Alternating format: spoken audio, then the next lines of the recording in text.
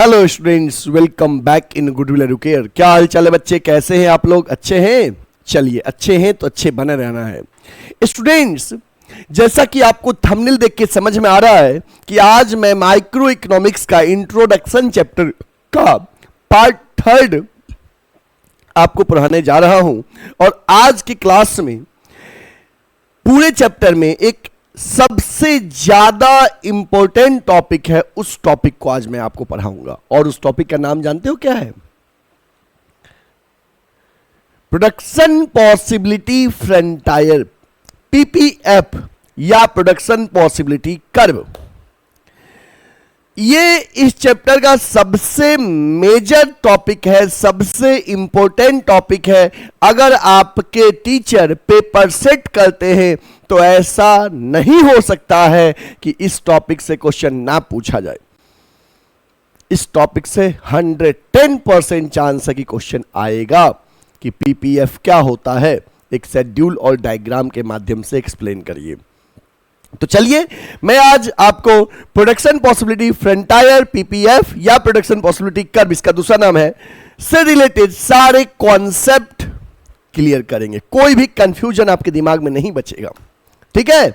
चलिए बच्चे, तो इसी के साथ अब हम सेशन की शुरुआत करते हैं एक दमदार लाइक के साथ। सही बच्चे, फटाफट सेशन को लाइक कर दीजिए। बच्चे, जब आपका लाइक आपके साइड से आता है तो हमें लगता है कि हाँ, बच्चे मुझे सपोर्ट कर रहे हैं, और हम चाहते हैं कि आप मुझे सपोर्ट करें, क्योंकि हम आपको हेल्प करते हैं, आप मुझे हेल्प करें। लाइक करें, चैनल को सब्सक्राइब करें और अपने फ्रेंड्स तक इस वीडियो को अधिक से अधिक पहुंचाएं। चलिए, पेन और पेपर निकालिए बच्चे। देखो बच्चे, प्रोडक्शन पॉसिबिलिटी फ्रंटायर, पीपीएफ नाम ही है, production possibility frontier, PPF. Production possibility frontier graphical representation है टू गुड्स का, जो कोई भी इकोनॉमी प्रोड्यूस कर सकती है। हम जानते हैं बच्चे, किसी भी इकोनॉमी में जो रिसोर्सेस हैं वो लिमिटेड हैं, और हम ह्यूमन बीइंग के वांट्स अनलिमिटेड है। ये बात मैंने पहले ही बताया है कि इकोनॉमी में जो रिसोर्सेस हैं दैट इज लिमिटेड, और हम ह्यूमन बीइंग के जो वांट्स हैं वो अनलिमिटेड हैं। तो क्या पॉसिबल है कि इस लिमिटेड रिसोर्सेस से अनलिमिटेड वांट्स को फुलफिल कर पाए? नहीं। तो इसलिए हमें क्या ऑप्ट करना पड़ता है? इसी की वजह से ना इकोनॉमिक प्रॉब्लम राइज हुआ है। What to produce, how to produce, for whom to produce. तो इन्हीं दोनों की वजह से इकोनॉमिक प्रॉब्लम आया है, और ये इकोनॉमिक प्रॉब्लम क्या कहता है? Problem of choice, problem of choice. इन्हीं इकोनॉमिक प्रॉब्लम में जो 3 इकोनॉमिक प्रॉब्लम है, what to produce, how to produce, for whom to produce, what to produce, how to produce and for whom to produce. इसमें what to produce की बात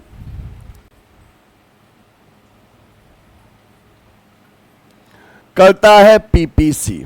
what to produce, क्या production करना है। हम जानते हैं इकोनॉमी में रिसोर्सेस लिमिटेड है, उस लिमिटेड रिसोर्स से हम सारे गुड्स का प्रोडक्शन नहीं कर सकते हैं। तो वेदर हम गन का प्रोडक्शन करें कि बटर का प्रोडक्शन करें, कंज्यूमर गुड्स कि कैपिटल गुड्स। अब ऑब्वियस सी बात है, लिमिटेड रिसोर्सेस से अगर एक का प्रोडक्शन में सारा गुड्स लगा दिए तो दूसरा जीरो होगा। जो ही आप दूसरा बढ़ाओगे तो पहला गुड्स घटते जाएगा, क्योंकि रिसोर्सेस लिमिटेड है ना। तो वही दो गुड्स के प्रोडक्शन की डिफरेंट पॉसिबिलिटीज क्या क्या हैं, जब हम उसको एक ग्राफ के माध्यम से शो करते हैं, उस प्रोडक्शन के पॉसिबिलिटीज को एक ग्राफ के माध्यम से शो करते हैं, उसे हम बोलते हैं production possibility curve, production possibility frontier, PPF या प्रोडक्शन पॉसिबिलिटी कर्व। ठीक है? चलिए, अब हम डेफिनेशन के माध्यम से आपको पीपीएफ के बारे में डिटेल से बताते हैं, इसके एजम्पशन भी बताएंगे।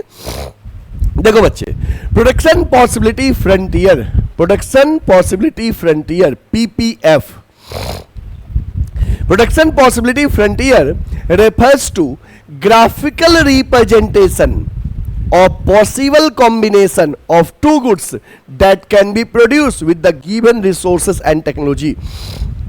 बच्चे, दो गुड्स के प्रोडक्शन की जो मैक्सिमम पॉसिबल कॉम्बिनेशन है, जो कोई भी इकोनॉमी अपने गिवन रिसोर्सेस और टेक्नोलॉजी के थ्रू प्रोडक्शन कर सकता है, जब हम उसे ग्राफिकल रिप्रेजेंटेशन में शो करते हैं ग्राफ के माध्यम से, उसी को हम बोलते हैं प्रोडक्शन पॉसिबिलिटी फ्रंटियर या प्रोडक्शन पॉसिबिलिटी कर्व. जैसे दो गुड्स के प्रोडक्शन की जो भी पॉसिबिलिटीज हैं, जब हम उसको ग्राफ के माध्यम से शो करेंगे तो वो कहलाएगा प्रोडक्शन पॉसिबिलिटी फ्रंटियर, है ना. Production possibility frontier refers to graphical representation of possible combination of two goods. दो गुड्स के प्रोडक्शन की जो भी पॉसिबल कॉम्बिनेशन है, that can be produce with the given resources and technology. जो भी हमारे पास अवेलेबल रिसोर्सेस है, जो भी हमारे पास अवेलेबल टेक्नोलॉजी है, जब उसके माध्यम से दो गुड्स का प्रोडक्शन करेंगे तो what are the different possibilities of production, और जो भी डिफरेंट पॉसिबिलिटीज है उसको ग्राफिकल रिप्रेजेंटेशन जब हम शो करेंगे ग्राफ के माध्यम से, उसी को प्रोडक्शन पॉसिबिलिटी फ्रंटियर कहते हैं. और अगर टेबल के माध्यम से शो किए उसको प्रोडक्शन पॉसिबिलिटी शेड्यूल कहते हैं. अभी नेक्स्ट स्लाइड में हम बताएंगे ग्राफिकल रिप्रेजेंटेशन और टेबुलर रिप्रेजेंटेशन दोनों बताएंगे. अभी हम बात करते हैं डेफिनेशन की बात कर ले. अब हम बात करते हैं पीपीसी का दूसरा नाम क्या है, या पीपीएफ का. PPF is also known by the following names: production possibility curve, production possibility boundary, transformation curve, transformation boundary, transformation frontier. ये पीपीएफ का अदर नेम है, इसको नोट कर लीजिए आप.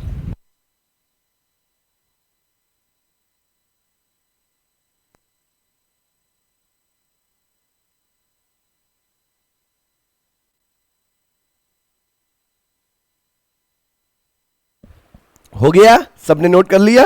चलिए, अब है एजम्पशंस ऑफ पीपीसी. पीपीसी के एजम्पशंस क्या है? हम जानते हैं बच्चे, इकोनॉमिक्स में हम कुछ भी पढ़ते हैं that is based on certain assumptions.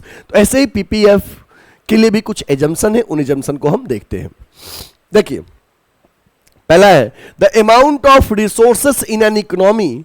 The amount of resources in an economy is fixed. किसी भी इकोनॉमी में जो भी रिसोर्सेस है वो फिक्स रहेगा, but these resources can be transferred from one use to another. Economy में ओवरऑल रिसोर्सेज जो है that is limited, that is fix, but that resources can be transferred from the one goods to another. उस resources को एक goods से दूसरे goods में हम ट्रांसफर कर सकते हैं, शिफ्ट कर सकते हैं. ठीक है.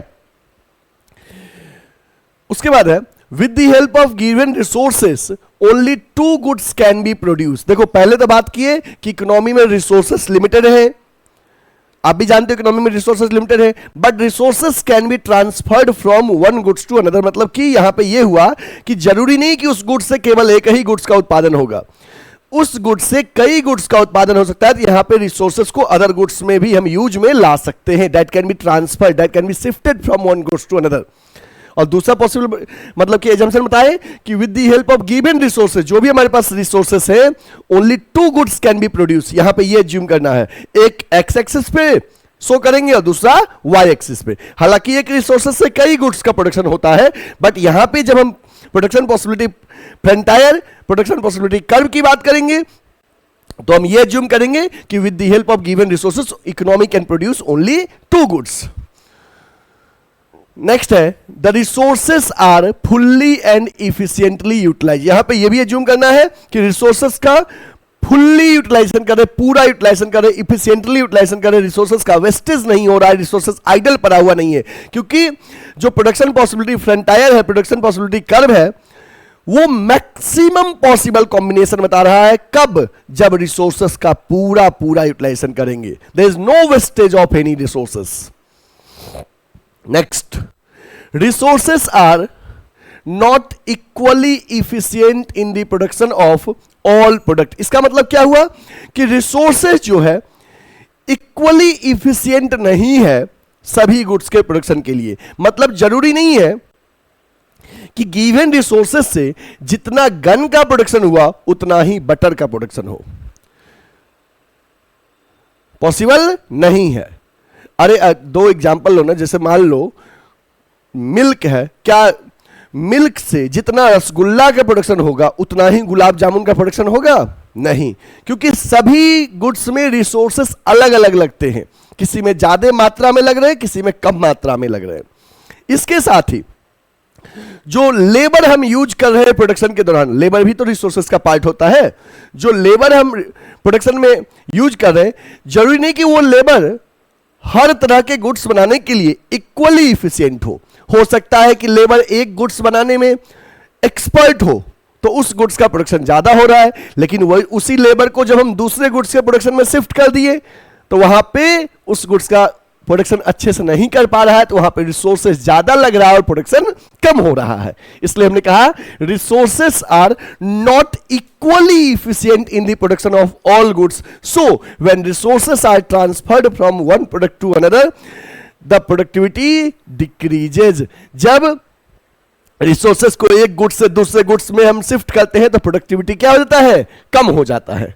Next one is the level of technology is assume to be constant. हम ये मानते हैं कि जो भी हमारे इकोनॉमी में प्रेजेंट टेक्नोलॉजी है वो कांस्टेंट रहेगा, उसमें अपग्रेडेशन नहीं होगा या डिग्रेडेशन नहीं होगा, टेक्नोलॉजी इंप्रूवमेंट नहीं होगा। क्यों? क्योंकि अगर टेक्नोलॉजी इंप्रूवमेंट हो जाएगा तो हमारा प्रोडक्शन कैपेसिटी इंक्रीज कर जाएगा। तो हम ये एज्यूम करेंगे कि जो भी हमारे प्रेजेंट टेक्नोलॉजी है that will remain constant, technology में कोई चेंजेस नहीं आना चाहिए। तो these are the basic assumptions regarding the PPF. क्या क्या है? Amount of resources in the economy fix, economy में रिसोर्सेस फिक्स रहेगा। Economy can produce only two goods with the given resources. Resources are fully and efficiently utilized. Resources का पूरा इस्तेमाल करेंगे, wastage नहीं होगा। Resources are not equally efficient in the production of both goods. Resources दोनों goods के production में equally efficient नहीं है। हो सकता है कि एक गुड्स का प्रोडक्शन ज्यादा हो रहा है उसी रिसोर्सेज से, दूसरे का प्रोडक्शन कम हो रहा है, क्योंकि रिसोर्सेज इक्वली इफिशियंट नहीं है। मैंने लेबर का एग्जांपल दिया ना, जरूरी नहीं कि लेबर एक गुड्स के प्रोडक्शन में जितना हेल्प कर रहा है दूसरे में भी उतना ही करे। हो सकता है लेबर पहले गुड्स में प्रोडक्शन में ज्यादा एक्सपर्ट है तो उसके एक्सपर्टीज की वजह से वेस्टेज कम और प्रोडक्शन ज्यादा हो रहा है, दूसरे गुड्स में उतना एक्सपर्ट नहीं है तो वहां पे क्या हो रहा है? वेस्टेज ज्यादा हो रहा है, प्रोडक्शन कम हो रहा है। जैसे मान लो एक एग्जांपल तौर पे मैं ही एक सब्जेक्ट टीचर हूं, तो मैं मान लो इकोनॉमिक्स भी पढ़ाता हूं, बिजनेस स्टडीज भी पढ़ाता हूं, अकाउंट्स भी पढ़ाता हूं। उन तीनों में कोई ना कोई सब्जेक्ट तो होगा जो मेरा खूब एक्सपर्ट होगा, खूब एक्सपर्टीज होगा जिस सब्जेक्ट में। मान लीजिए कि मेरा इकोनॉमिक्स में खूब एक्सपर्टीज है, तो ऑब्वियस सी बात है जब इकोनॉमिक्स में एक्सपर्टीज है तो इकोनॉमिक्स हम ज्यादा पढ़ाएंगे, बहुत अच्छे से पढ़ाएंगे। वहीं पे मान लीजिए कि हमको न्यूमेरिकल नहीं आता है तो अकाउंट्स उतना अच्छा नहीं पढ़ाएंगे। अगर हमको अकाउंट्स बहुत अच्छा आता है तो अकाउंट ज्यादा अच्छा पढ़ाएंगे, इकोनॉमिक्स उससे लेस, थोड़ा सा कम। तो ये वही बात कह रहे हैं, रिसोर्सेज जो है हमारे पास वो लिमिटेड है, और लिमिटेड रिसोर्सेज तो है ही, साथ ही रिसोर्सेज से एक गुड्स से दूसरे गुड्स का प्रोडक्शन में ट्रांसफर तो कर सकते हैं बट इक्वली इफिशिएंट नहीं है रिसोर्सेज। नेक्स्ट है level of technology is assume to be constant. यहां पे टेक्नोलॉजी कांस्टेंट रहेगा। प्लीज नोट दिस बच्चे, ये पीपीसी के एजम्पशन को नोट करिए, पीपीसी के एजम्पशन को नोट कर लो। हो गया? सबने नोट कर लिया? चलिए आगे बढ़े। अब देखो बच्चे, प्रोडक्शन पॉसिबिलिटी शेड्यूल। और सुन लो बच्चे, जब भी आपको एग्जाम में क्वेश्चन आएगा तो आएगा कि define PPC with the help of schedule and, या explain PPC with the help of schedule and diagram. तो उसमें जब पीपीसी को एक्सप्लेन करना हो शेड्यूल एंड डायग्राम के माध्यम से, तो ये पीपीसी का डेफिनेशन, पीपीएफ का डेफिनेशन तो आप लिखेंगे ही लिखेंगे, इसके साथ साथ एजम्पशन भी लिखेंगे, बेसिक जो एजम्पशन है वो भी लिखेंगे, और उसके साथ ही एक शेड्यूल और डायग्राम बना के उसको एक्सप्लेन करेंगे। मतलब इतना लिखेंगे तभी वो एक्सप्लेन होगा। ठीक है, 6 मार्क्स में पूछा जाता है। देखो प्रोडक्शन पॉसिबिलिटी शेड्यूल, बच्चे इस पे देखो कितने टेबल हमने बनाया है। सबसे पहले एक पॉसिबिलिटीज का बनाया, A B C D E F G, फिर 2 प्रोडक्ट हमने अभी बताया था ना कि economy can produce only 2 goods, है ना, यहां पे बताए थे। कि with the help of given resources only 2 goods can be produce, 2 goods का प्रोडक्शन होना चाहिए। जो एजम्पशन था उसी के अकॉर्डिंग हमने 2 गुड्स लिया, एक गन लिया और दूसरा बटर, ठीक है। फिर एमओसी एमआरटी निकाल ले। पहले आप इन दोनों को देखो, इन दोनों को कॉलम को भी रहने दो, फॉर्मेट ड्रॉ कर लो। Possibilities, gun, butter, MOC, MRT बना लिए। अब देखिए पॉसिबिलिटीज वाले में हम क्या किए, सबसे पहले पॉसिबिलिटीज को शो कर दिए। जो लिखा हुआ है मैं बगल में लिख के आपको समझाना चाह रहा हूं बस, जैसे A B C D E F G, ये पॉसिबिलिटीज हम लिख लिए, ठीक है। ओके, अब क्या करेंगे बच्चे, गन और बटर है, कैसे हम शो करेंगे। जैसे मान लीजिए कि रिसोर्सेस लिमिटेड है, अगर उन पूरा ही रिसोर्सेस का इस्तेमाल हम एक गुड्स बनाने में कर दे गन में, तो दूसरा गुड्स उस समय क्या रहेगा, 0। तो मान लीजिए सारा रिसोर्सेस हम लगा दिए गन बनाने में, तो गन का उत्पादन हो रहा है 21 यूनिट्स, उस समय बटर का उत्पादन हो रहा है 0, ठीक है। ओके, अब सवाल है, जैसे समझो मेरे पास जो भी रिसोर्सेस है, जैसे यहां पे बच्चे मैं फिगर लिखा हूं पहले से, बट आप एज्यूम करो फिगर नहीं लिखा है, जो मैं फिगर लिख रहा हूं वो वाला समझो न्यू फिगर है, बस समझाने के लिए हम लिख के बता रहे हैं। तो बताओ बच्चे कि जो भी रिसोर्सेस है, अगर पूरा उन रिसोर्सेस का इस्तेमाल गन के प्रोडक्शन में कर दिए तो गन 21 यूनिट्स बना, उस समय बटर 0 है। अब सवाल है, हमने अभी बताया था कि resources can be shifted from one goods to another goods, है ना, resources can be transferred from one goods to another. वो जो रिसोर्सेस है इकोनॉमी में, उसको एक गुड्स से दूसरे में ट्रांसफर कर सकते हैं। तो चलिए, अगर हम सोचते हैं कि थोड़ा सा एक यूनिट बटर का भी उत्पादन कर ले, चलिए, तो अगर हम 0 जहां पे, जैसे पहले सारा रिसोर्सेस, अगर हम सारा रिसोर्सेस गन में लगा दिए तो गन 21 यूनिट्स है, बटर 0 है। अब हम बटर का उत्पादन बढ़ा रहे, 1 यूनिट बटर का उत्पादन बढ़ाएं, तो ऑब्वियस सी बात है गन का प्रोडक्शन उतना ही होगा कि कम होगा, बताइए जी। जब सारा रिसोर्सेस गन में लगा दिए थे तो गन 21 यूनिट्स था और बटर 0 था। अब हम क्या किए, बटर का उत्पादन 1 यूनिट बढ़ाएं, 0 से 1 किए, तो क्या गन सेम रह जाएगा 21 का 21 या कम होगा? कहेंगे सर कम होगा। क्यों कम होगा? क्योंकि लिमिटेड रिसोर्सेस से दोनों गुड्स का प्रोडक्शन करना है। जो ही रिसोर्सेस को दूसरे गुड्स में ट्रांसफर करेंगे तो पहला गुड्स का प्रोडक्शन कम हो जाएगा, उसके लिए अवेलेबल रिसोर्सेस कम हो जाएंगे, ठीक है। तो चलिए, जो ही इसको 1 यूनिट बढ़ाएं तो ये 21 से हो गया 20, 1 यूनिट कम हो गया। ओके, मतलब इस एक एडिशनल यूनिट के लिए यहां पे 1 यूनिट कम हो गया। ओके, चलिए 1 यूनिट और बढ़ाइए बटर अब 1 से 2 हो गया, 1 यूनिट और बढ़ा। अब यहां पे क्या हो गया, ये ध्यान रखिएगा, ये गन कम तो होगा जो ही रिसोर्सेस को बटर में शिफ्ट करेंगे, बट किस रेट से कम होगा? इंक्रीजिंग रेट से। पहले जितना सेक्रीफाइस किया था उससे अब ज्यादा सेक्रीफाइस करना पड़ेगा हमको गन को। तो जहां पे पहले 1 यूनिट के लिए 1 यूनिट सेक्रीफाइस हुआ था, अब नेक्स्ट 1 यूनिट के लिए 1 से ज्यादा सेक्रीफाइस हुआ, 2 यूनिट सेक्रीफाइस हुआ, 18 हो गया, ठीक है। नेक्स्ट फिर 1 और बढ़ाएं, 2 से 3 किए, तो अब उस पहले जितना सेक्रीफाइस किए थे, देखो पहले 1 सेक्रीफाइस किए थे, फिर 2 किए, अब उससे ज्यादा सेक्रीफाइस करना पड़ेगा, 3 सेक्रीफाइस करना पड़ेगा, तो 15 हो गया। नेक्स्ट 1 यूनिट बटर और बढ़ा रहे हैं तो गन फिर सेक्रीफाइस करेंगे, लेकिन पहले जितना सेक्रीफाइस किए थे उससे ज्यादा सेक्रीफाइस करेंगे। पहले 3 किए थे, अब 1 और ज्यादा करेंगे, तो अब 4 सेक्रीफाइस करेंगे, तो कितना हो जाएगा 11। फिर 1 यूनिट और बटर का उत्पादन बढ़ा रहे हैं, तो ये उस पहले 4 सेक्रीफाइस किए थे, उससे ज्यादा 5 सेक्रीफाइस की थी, 6 हो गया। अब ये 1 और बढ़ाए तो ये 6 सेक्रीफाइस कर दिए, 0 हो गया। तो these are the maximum possibilities of 2 goods which an economy can produce when resources are fully and efficiently utilized. जब रिसोर्सेस का पूरा इस्तेमाल करेंगे तो ये प्रोडक्शन के पॉसिबिलिटीज है, ये प्रोडक्शन के पॉसिबिलिटीज है, ठीक है। ओके, अब बच्चे एमओसी क्या होता है? Marginal opportunity cost. Marginal opportunity cost क्या होता है?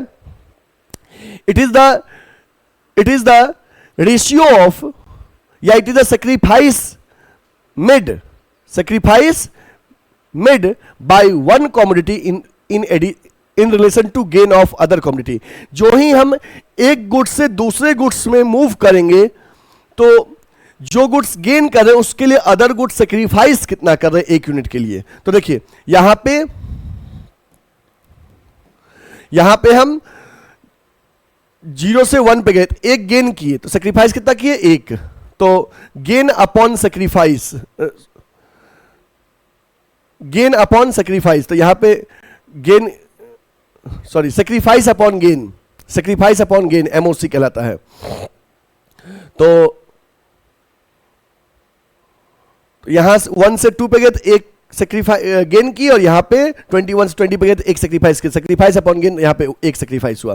फिर यहां 20 से 18 पे गए तो 20 से 18 पे गए तो 2 सेक्रीफाइस किए, और यहां पे 1 से 2 पे गए तो एक गेन किए, तो सेक्रीफाइस कितना किए 2। यहां पे 3 सेक्रीफाइस किए, यहां पे 4 सेक्रीफाइस किए, यहां पे 5 सेक्रीफाइस किए, यहां पे 6 सेक्रीफाइस किए, ये एमओसी हो गया। और एमआरटी क्या होता है? एमआरटी रेशियो के फॉर्म में होता है, एमआरटी रेशियो के फॉर्म में होता है कि MRT equal to unit sacrifice upon unit gain, ठीक ना। तो जैसे इसी चीज को अगर हम रेशियो के माध्यम से दिखा दें कि एक एडिशनल यूनिट पाने के लिए हम 1 यूनिट सेक्रीफाइस किए ना जी, 21 से 20 पे गए तो 1 गन अपॉन 1 बटर। फिर यहां पे एक एडिशनल यूनिट 1 से 2 पे जाने के लिए, इसको 1 को क्लीन कर दे, आपको समझ में आएगा।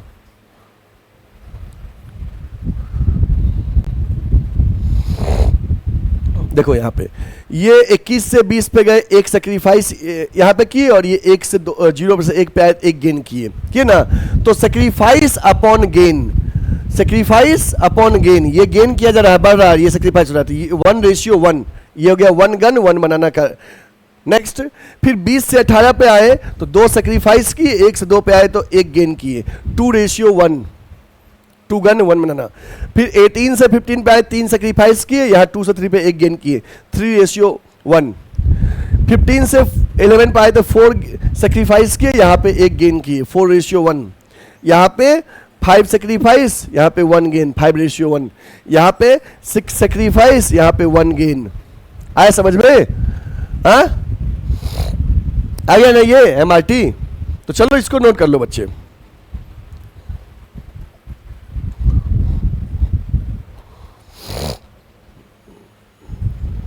चलो ये नोट कर लो, तो ये प्रोडक्शन पॉसिबिलिटी शेड्यूल नोट कर लीजिए। तो हो गया ना? अब शो कर सकते हो, जैसे मान लो इसमें 21 पहला ले लिए, इसमें 0 ले लिए, अब ये 1 बढ़ात ये 1 घटा, फिर ये 1 बढ़ात ये 1 से ज़्यादा घटा 2 घटा, फिर ये 1 बढ़ात ये 3 घटा, फिर ये 1 बढ़ात ये 4 घटा, फिर ये 1 बढ़ात ये 5 घटा, फिर ये 1 बढ़ात ये 6 घटा। समझ में आया बात ना? तो उसके बाद फिर सेक्रीफाइस और गेन का जो फिगर होगा उसको रेशियो में निकालोगे तो एमओसी आएगा और एमआरटी आएगा। एमओसी कंप्लीट नंबर में दिखाते हैं, एमआरटी रेशियो के फॉर्म में दिखाते हैं। ठीक है, चलिए नोट कर लीजिए इसको, प्रोडक्शन पॉसिबिलिटी शेड्यूल। अब इसी शेड्यूल को जब हम ग्राफ के फॉर्म में शो करेंगे तो उसे कहेंगे production possibility frontier, production possibility curve, production possibility diagram. तो ग्राफ पे शो करने के लिए जो गुड्स इंक्रीज कर रहा है उसको हम लिखेंगे एक्स एक्सिस पे। कौन सा गुड्स इंक्रीज कर रहा है? बटर इंक्रीज कर रहा है और गन डिक्रीज कर रहा है। जो गुड्स इंक्रीज कर रहा है उसको एक्स एक्सिस पे लिखिए, जो डिक्रीज कर रहा है उसको वाई एक्सिस पे। तो बच्चे यहां देखो, बटर इंक्रीज कर रहा है तो बटर को हम लिखे एक्स एक्सिस पे, है ना, और गन डिक्रीज कर रहा है, गन को लिख दिए वाई एक्सिस पे। ठीक है, ओके। अब फिगर कैसे लेना है? तो यहां पे इसका 0 से 6, तो 0 1 2 3 4 5 6 ले लिए, और इसका कितना है? मैक्सिमम 21 है, तो 3 3 का ले लेते हैं, 0 3 6 9 12 15 18 21। ठीक है, अब देखिएगा पहला क्या है? पहला है जब पॉसिबिलिटी ए में जब बटर 0 है गन 21 है, मतलब कि सारा रिसोर्सेस जब हम लगा दिए गन में तो ये 0 है और ये 21 है ना जी? ओके। फिर क्या हुआ कि अगर 1 यूनिट बटर का उत्पादन किए तो गन उस समय 20 हो गया, कम हो गया, तो 1 यूनिट बटर पे ये हो गया 20, ये 20। फिर जब ये 2 यूनिट है बटर तो ये 18 हो गया, जब बटर 2 यूनिट है तो ये 18 हो गया, जब ये 3 यूनिट है तो ये 15 हो गया, गन 3 यूनिट पे 15। फिर जब 4 यूनिट है तो ये 11 हो गया, 4 पे 11। नेक्स्ट 5 पे 6 और 6 पे 0, 5 पे 6 और 6 पे 0। तो ये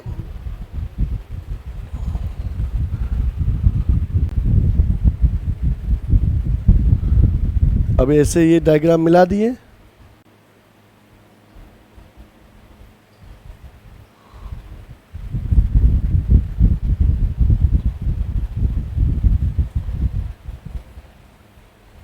ठीक है, ये हो गया आपका पीपीसी या PPF, PPF of guns and butter, है ना। और इस पे ये डिफरेंट पॉसिबिलिटीज आप देख रहे हो कि जब ये 1 है तो ये 20 है, जब ये 2 है तो ये 18 है, जब ये 3 है तो ये 15 है, जब बटर 4 है तो गन 11 है, जब बटर 5 है तो गन 6 है, बटर 0 है, मतलब 6 है तो गन 0 है। क्योंकि सारा रिसोर्सेस अगर बटर में लगा दिए, बटर का 6 यूनिट प्रोडक्शन कर रहा है और गन का 0 हो गया, और जब सारा रिसोर्सेस गन में लगा दे तो गन 21 और बटर 0, इसलिए तो बता रहे रिसोर्सेस इक्वली इफिशिएंट नहीं है दोनों गुड्स के प्रोडक्शन में। तो इसको नोट कर लो बच्चे, इस पीपीएफ को नोट कर लीजिए आप।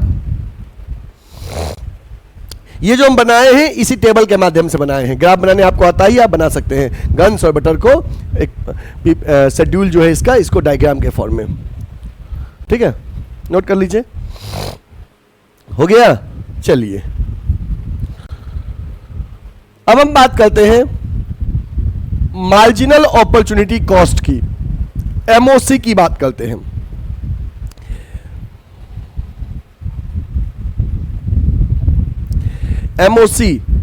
MOC refers to the numbers of units of a commodity sacrificed to gain 1 unit additional unit of a commodity।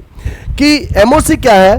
Numbers of unit sacrifice of 1 commodity, एक कॉमोडिटी का कितना यूनिट सेक्रीफाइस किए दूसरा गेन करने में, इसी को MOC कहते हैं। In case of PPF MOC always increasing, PPC के केस में, PPF के केस में MOC इंक्रीज करता है। More and more units of a community have to be sacrifice to gain an additional unit of another community. PPF case में MOC sacrifice करता है। देखिए अभी MOC इंक्रीज करता है। MOC क्या है कि sacrifice in 1 community in relation to gain of other, कि एक यूनिट पाने के लिए कितना सेक्रीफाइस किए, यही MOC कहलाता है। देखो, एक यूनिट पाने के लिए एक सेक्रीफाइस किए तो MOC 1 हुआ, फिर एक यूनिट पाने के लिए 2 सेक्रीफाइस किए तो MOC 2 हुआ, फिर एक यूनिट पाने के लिए 3 सेक्रीफाइस किए MOC 3 हुआ, फिर एक यूनिट पाने के लिए 4 सेक्रीफाइस किए MOC 4 हुआ, फिर एक यूनिट पाने के लिए 5 सेक्रीफाइस किए MOC 5 हुआ, फिर एक यूनिट पाने के लिए 6 सेक्रीफाइस किए MOC 6 हुआ। समझ में आ गई बात ना? तो यहां पे ये क्या हो रहा है, यहां पे ये गेन हो रहा है और ये सेक्रीफाइस हो रहा है। तो गेन, एक यूनिट पाने के लिए कितना दूसरा गुड सेक्रीफाइस करे, इसी को MOC कहते हैं। और MOC क्या कर रहा है बच्चे, आप देख रहे हैं MOC क्या कर रहा है, इंक्रीज कर रहा है, इंक्रीज इन MOC। और याद रखना कि MOC इंक्रीज करेगा, उसी की वजह से PPC concave to the origin होता है। लिख लो, PPC is concave to the origin because of increasing MOC। MOC increase करेगा तो PPC या PPF concave to the origin होगा। दिस इज ओरिजिन, और ओरिजिन की तरफ ऐसे शेप रहेगा। देखो, ये शेप कॉनकेव कहलाता है, ये शेप कॉन्वेक्स कहलाता है, और ये शेप स्ट्रेट लाइन कहलाता है। तो PPC कॉनकेव, कॉन्वेक्स और स्ट्रेट लाइन तीनों हो सकता है, इस बात को याद रखना। But generally PPC concave to the origin होता है।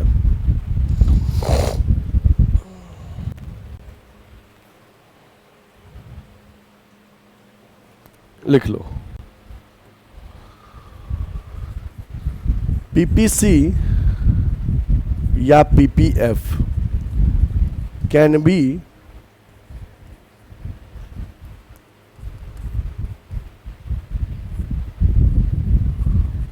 Concave to the origin.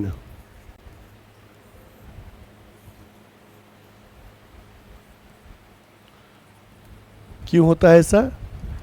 Increasing MOC की वजह से।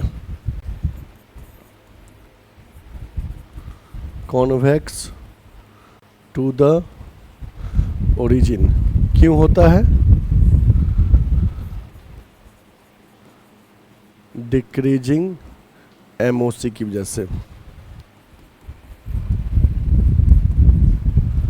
और स्ट्रेट लाइन क्यों होता है? कांस्टेंट एमओसी की वजह से। ठीक है, तो पीपीसी कॉनकेव, कॉन्वेक्स और स्ट्रेट लाइन तीनों हो सकता है। पीपीसी कॉनकेव, कॉन्वेक्स और स्ट्रेट लाइन तीनों हो सकता है। नोट कर लीजिए, ये तो बता ही दिए। तो बता दिए MOC refers to numbers of unit of a community sacrifice to gain one additional unit of a community, कि एक एडिशनल के लिए हम दूसरा कम्युनिटी कितना सैक्रिफाइस किए वही एमओसी कहता है ना। एमओसी रेशियो में नहीं निकलता कंप्लीट नंबर में। और एमओसी को हम लोग पीपीसी का स्लोप कहते हैं। Slope of PPC is measured by MOC.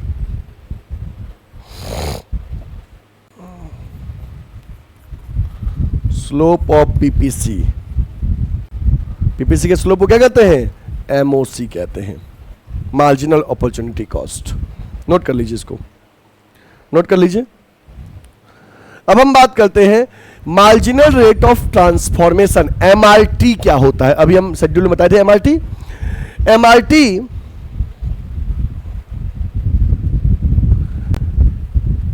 Is the ratio of numbers of unit of a community sacrificed to gain an additional unit of another community। हालांकि MOC MRT में कोई अंतर नहीं है, बस अंतर इतना है कि एमआरटी रेशियो में निकलेगा और एमओसी कंप्लीट नंबर में। बात फॉर्मूला वही है, unit sacrifice upon unit gain. MRT measure the slope of production possibility curve. PPC के स्लोप को एमओसी या एमआरटी कहते हैं। नोट कर लीजिए। नेक्स्ट है अटेनेबल एंड अनअटेनेबल कॉम्बिनेशंस। बच्चे, जिसको हम अटेन कर सकते हैं उसको अटेनेबल कहते हैं, जिसको नहीं अटेन कर सकते उसको अनअटेनेबल कहते हैं। जो भी पॉइंट पीपीसी पे है और पीपीसी के इनसाइड है, इस पॉइंट को अटेन करना, अचीव करना पॉसिबल है, बट जो पीपीसी के बाहर है उसको अटेन करना पॉसिबल नहीं है। क्यों? क्योंकि जब हम रिसोर्सेस का मैक्सिमम और फुल्ली यूटिलाइजेशन करेंगे तो मैक्सिमम प्रोडक्शन हम पीपीसी पे ही रह सकते हैं, मैक्सिमम पॉसिबिलिटीज पीपीएफ पे ही बनता है। उसके बियॉन्ड जो कॉम्बिनेशन है, हम गिवन रिसोर्सेस से उसका प्रोडक्शन नहीं कर सकते हैं, क्योंकि हमारे पास रिसोर्सेस और टेक्नोलॉजी फिक्स है, कांस्टेंट है। वो तब पॉसिबल होगा जब रिसोर्सेस और टेक्नोलॉजी में इंप्रूवमेंट हो। But with the present resources, present available technology, point outside the PPC is unattainable, और point within the PPC और inside the PPC is attainable। देखते क्या लिखा है। Attainable combination, it refers to those combination at which an economy can operate। There are two attainable point। देखो, attainable point वो होता है at which economy can operate, जिसपे इकोनॉमी ऑपरेट करती है। एक होता है, इसमें दो पॉसिबल होता है, एक होता है ऑप्टिमम यूटिलाइजेशन ऑफ रिसोर्सेज, दूसरा इनएफिशिएंट यूटिलाइजेशन ऑफ रिसोर्सेज। कोई भी पॉइंट जो पीपीसी या पीपीएफ पे है, इस पॉइंट की बात करें, point A B C D E, ये मतलब एबीसीडी और पीपीएफ के जो इनसाइड है, ये पॉइंट बच्चे अटेनेबल पॉइंट है। अगर पॉइंट पीपीएफ पे है तो that is optimum utilization of resources, और पीपीएफ के इनसाइड है तो इनएफिशिएंट यूटिलाइजेशन ऑफ रिसोर्सेस का प्रॉपर्ली यूटिलाइजेशन नहीं है, बट दोनों ही अटेनेबल है। और अनअटेनेबल क्या है? With the given amount of available resources it is impossible for an economy to produce any combination more than given possible combination. That is an economy can never operate at any point outside the PPF. Economy कभी भी PPF के बाहर जो point रहेगा, जैसे point number F, उस पे economy कभी भी वर्क नहीं करता है। क्योंकि हमारे पास जो भी मैक्सिमम पॉसिबल कॉम्बिनेशन होते हैं प्रोडक्शन के, उसके बियॉन्ड वो पॉइंट है। ठीक है, तो समझ में आ गया।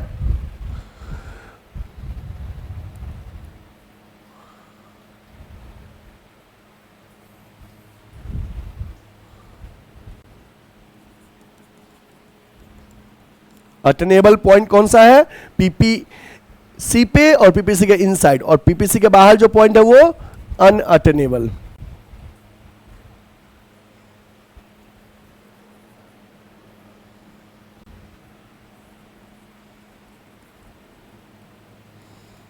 क्योंकि वो अचीव नहीं कर सकते हैं। ठीक है, इसको नोट कर लीजिए, इसको नोट कर लीजिए बच्चे। ओके, आगे बढ़े, आगे बढ़े।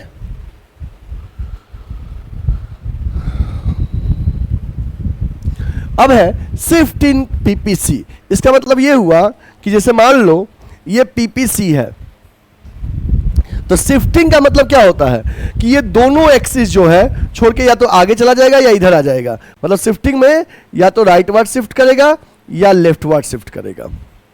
ठीक है, इसको शिफ्टिंग कहते हैं।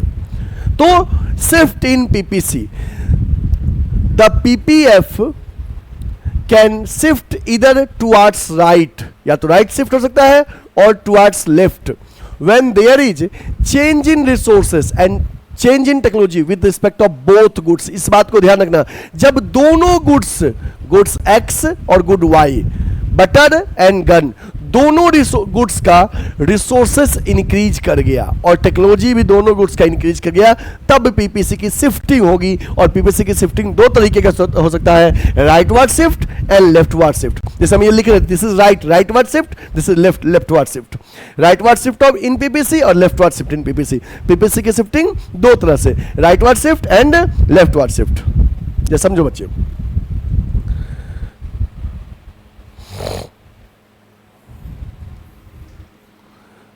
जैसे ये बटर है एक्स एक्सिस पे और इस पे गन्स है वाई एक्सिस पे, और मान लो ये पहले से पीपीसी है।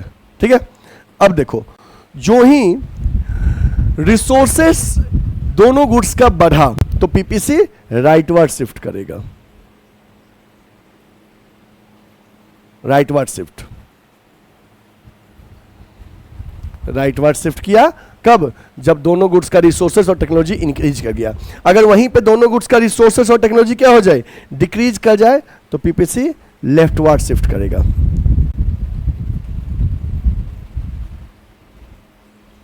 समझ में आ गया बात ना?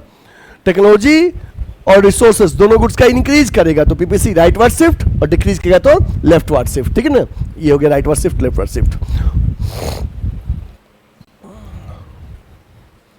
इसको नोट कर लीजिए,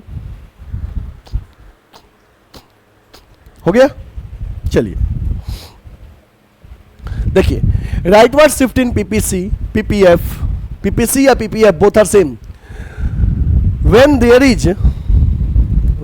इज एडवांसमेंट और upgradation of technology and growth of resources in respect of both goods, then PPF will shift to rights। बच्चे advancement of technology या upgradation of technology for both goods and growth in resources दोनों goods का increase कर गया, then PPF will shift towards its right। जैसे देखो पहले इस पे एक्स एक्सिस बटन है, इस पे गन है, तो पहले जो PPF था वो ये PPF है, दिस इज ये पहले से एग्जिस्टिंग। अब क्या हुआ, दोनों ही गुड्स का रिसोर्सेस और टेक्नोलॉजी इंक्रीज कर गया, तो ये पीपीएफ राइट वर्ड शिफ्ट कर गया, this is rightward shift. आया समझ में? पहले पीपी था, अब P1 हो गया, राइट वर्ड शिफ्ट कर गया। और यहीं पे लिखा है leftward shift, PPF will shift towards its left, shift towards its left when there is technological degradation, technology outdated हो गया, डिग्रेड कर गया, and decrease in resources with respect to both goods, जब दोनों गुड्स का resources कम हो गया तो पीपीसी लेफ्ट वर्ड शिफ्ट करेगा। तो ये पहले से पीपीसी या पीपीएफ था, अब टेक्नोलॉजी डिग्रेड कर गया, तो इससे हमारा प्रोडक्शन पॉसिबिलिटीज क्या हो जाएगा, कम हो जाएगा। इससे हमारा प्रोडक्शन पॉसिबिलिटीज कम हो जाएगा। ये लेफ्टवर्ड शिफ्ट किया, ऐसा समझ में। टेक्नोलॉजी अपग्रेड किया तो राइटवर्ड शिफ्ट, टेक्नोलॉजी डिग्रेड किया तो लेफ्टवर्ड शिफ्ट। नोट कर लीजिए इसको।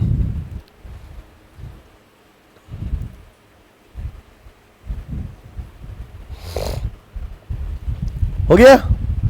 चलिए, शिफ्टिंग में ध्यान रखना कि दोनों एक्सिस छोड़ के या तो राइट जा रहा है या लेफ्ट आ रहा है, दोनों एक्स एक्सिस और वाई एक्सिस, दोनों एक्सिस पे सेम टाइम में मूवमेंट्स हो रहा है। बट एक होता है रोटेशन, रोटेशन में क्या होता है, दोनों एक्सिस पे मूवमेंट नहीं होता है, एक एक्सिस कांस्टेंट रहेगा, दूसरे में चेंजेज होता है। चाहे x कांस्टेंट रहेगा तो y में चेंजेज होगा, और y कांस्टेंट रहेगा तो x में चेंजेज होगा, वो रोटेशन हुआ। लेकिन दोनों एक्सिस छोड़ के या तो आगे जा रहा है या पीछे आ रहा है तो वो शिफ्टिंग कहलाएगा। तो शिफ्टिंग दो तरह के होते हैं पीपीसी या पीपीएफ में, एक राइटवर्ड शिफ्ट और दूसरा लेफ्टवर्ड शिफ्ट। ठीक है, नेक्स्ट अब आते हैं रोटेशन ऑफ पीपीसी। रोटेशन देखिए, it happens when there is change in productive capacity और resources and technology with respect to only one good. बच्चे जब केवल एक गुड्स में के प्रोडक्शन कैपेसिटी में चेंजेज हो, केवल एक गुड्स का रिसोर्सेस में चेंजेज हो या टेक्नोलॉजी में चेंजेज हो, दूसरा कांस्टेंट रहे, तो उस समय रोटेशन होगा। The rotation can be either for the commodity on x axis और for commodity on y axis. मतलब कि रोटेशन जो होगा या तो केवल एक्स एक्सिस की कम्युनिटी के लिए होगा या वाई एक्सिस की कम्युनिटी के लिए होगा। जैसे देखो, ये आपका पीपीएफ है, ये पहले से पीपीएफ है। अब क्या होगा, अगर मान लो केवल एक्स कम्युनिटी एक्स, जैसे इस पे गन बटर है, बटर, और इस पे गन, मान लो केवल बटर के लिए रिसोर्सेस इंक्रीज कर गया तो गन का जो बच्चे प्रोडक्शन है उतना ही रहेगा, बटर का इंक्रीज कर जाएगा अगर बटर के लिए। और इसको यहां से ऐसे मिला देना। और अगर केवल बटर का रिसोर्सेस कम हो गया तो बटर का कम होगा, गन का उतना ही रहेगा, तो इसको ऐसे मिला देना। समझ में आया? ये हुआ एक्स एक्सिस पे रोटेशन। ठीक है, ऐसे ही समझो, केवल अगर वाई एक्सिस पे रोटेशन करना है, मतलब वाई एक्सिस के रिसोर्सेस में चेंजेज हो रहा है, एक्स का कांस्टेंट रहेगा। जैसे मान लो कि वाई का रिसोर्सेस बढ़ गया तो एक्स का कांस्टेंट रहेगा, वाई का बढ़ जाएगा, और y का रिसोर्सेस कम हो गया तो x कांस्टेंट रहेगा, y का कम हो जाएगा।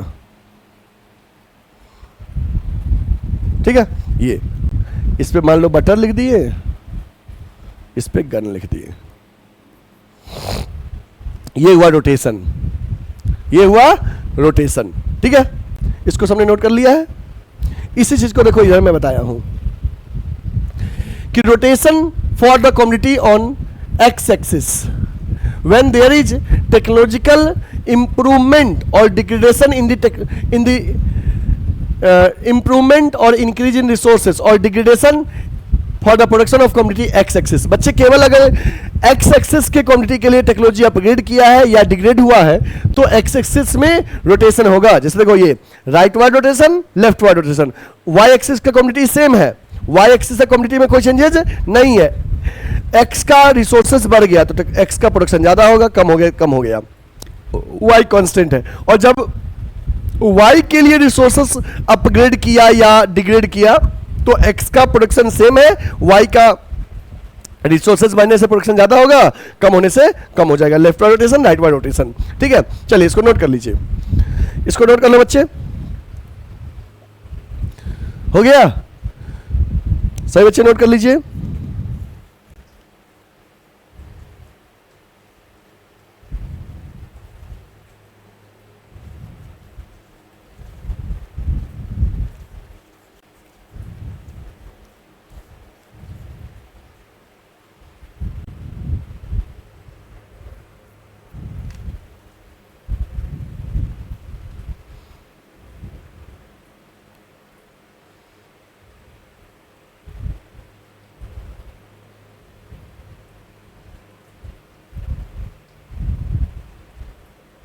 ठीक है, तो इस तरह से बच्चे हमारा ये चैप्टर कंप्लीट हो गया। अब हम 2-4 क्वेश्चन बता देते हैं इस चैप्टर से कौन कौन से क्वेश्चन पूछे जाते हैं, important question.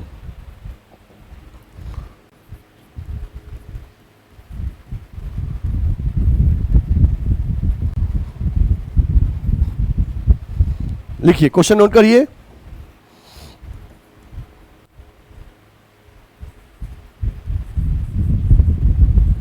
Difference between micro economics and macro economics, 3 marks question आते हैं। Difference between positive economics and normative economics, ये भी क्वेश्चन आपको एग्जाम में पूछे जाते हैं 3 मार्क्स में।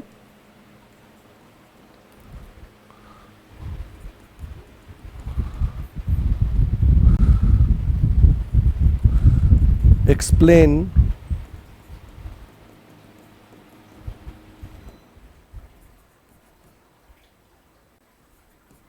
what to produce, how to produce, for whom to produce। इसमें से कोई एक पूछा जाता है, एनी वन, कि explain what to produce, how to produce, for whom to produce.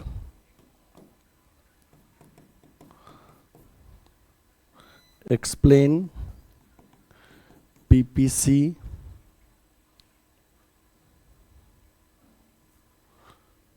या पीपीएफ, उसी का दूसरा नाम, with the help of schedule and diagram। ये क्वेश्चन 6 मार्क्स में पूछे जाते हैं एग्जाम में। सबसे इंपॉर्टेंट क्वेश्चन यही है इस चैप्टर का।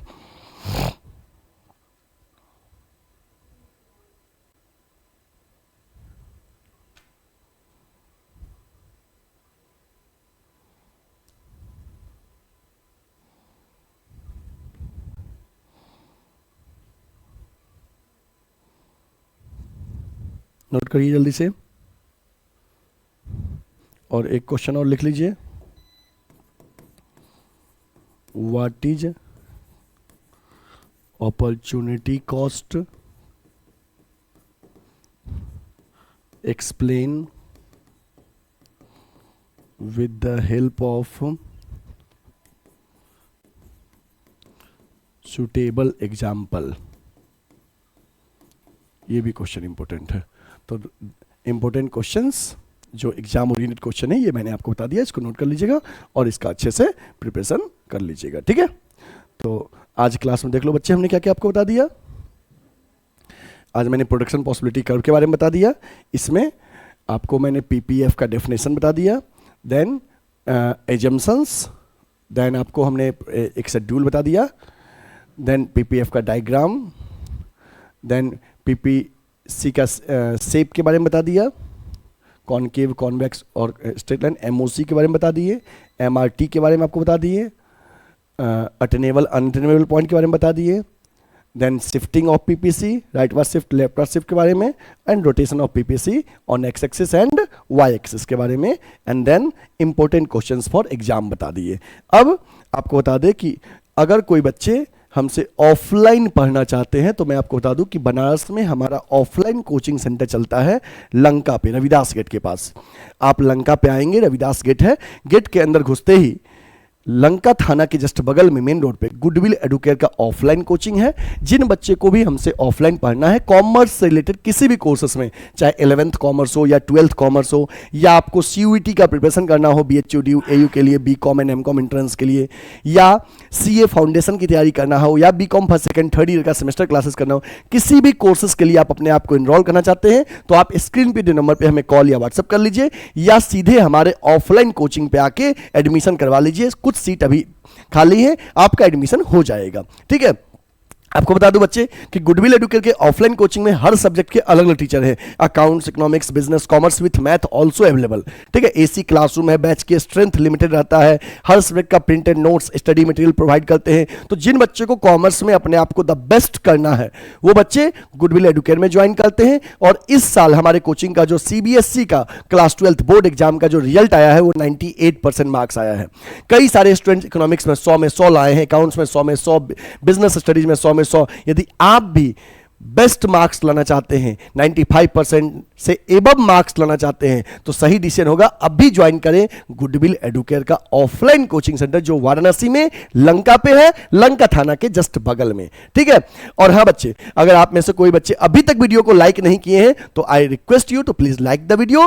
चैनल को सब्सक्राइब नहीं किया, सब्सक्राइब कर लीजिए, बेल आइकन प्रेस कर लीजिए, और हाँ, अपने कॉमर्स के जितने भी फ्रेंड्स हैं उन तक ये वीडियो शेयर कर दीजिए ताकि उन तक भी ये कंटेंट पहुंच सके। और इस पैम्पलेट का स्क्रीनशॉट लेके आप अपने व्हाट्सएप स्टोरी, इंस्टाग्राम स्टोरी या और भी जो सोशल मीडिया है उस पे स्टेटस के फॉर्म में लगा लीजिए ताकि कॉमर्स के दोस्त तक पहुंच सके और जो लोग कोचिंग सर्च करें उन तक ये पैम्पलेट को पहुंचा दीजिए। थैंक यू बच्चे, टेक केयर, बाय बाय।